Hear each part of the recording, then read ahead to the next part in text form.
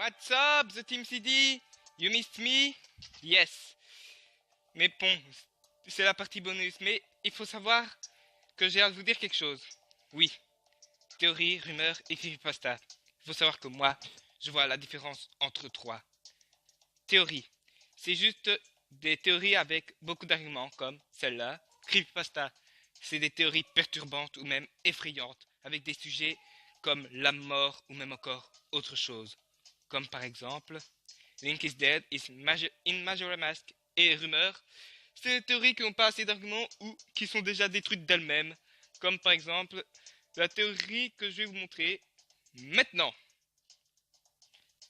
Mais bon, faut savoir aussi autre chose. C'est pas tout à fait comme ça que je les vois, mais bon, vous êtes probablement d'accord avec moi, non? Hey Benjamin, est-ce que je peux te parler du mec qui a essayé de détruire Terry? Non, s'il te plaît, non, Jean-Michel, tais-toi. Oh si, s'il te plaît, oui Jean-Michel. Et je vais en parler, attention. Comment est-ce que Tails peut battre Sonic en course alors que normalement Sonic c'est le plus rapide? This game is not canon. Comment est-ce que ta petite amie peut se faire battre par Goomba alors qu'elle est considérée comme un dieu? This game is not canon. Et surtout, pourquoi est-ce que Megaman ne tue pas Dr. Wily directement alors que dans Megaman 7 il lui a dit Die Wily. Every Megaman after 7 is not canon. And this video is canon because Benjamin CD has every argument and Shut up! Shut up! Contre Jean-Michel, t'as trouvé un point intéressant. Oui, je l'ai dit. Ça m'a surpris également. Laisse-moi expliquer. 1. Chaque partie de mes théories sont liées. Donc, si vous détruisez une partie, vous détruisez toutes les parties. Donc, si vous dites que tel jeu n'est pas canon, alors que ma théorie a expliqué que tel jeu n'est pas canon, et ben, ça peut terminer avec un cercle vicieux. 2. Le niveau de puissance n'est pas la première chose importante. Parce que, par exemple, dans Sonic R, on peut battre Sonic avec n'importe qui. Et dans Smash Bros, on peut battre n'importe qui avec n'importe qui. Donc, le niveau de puissance n'est pas important dans un party game, in a racing game, or in a fighting game. 3.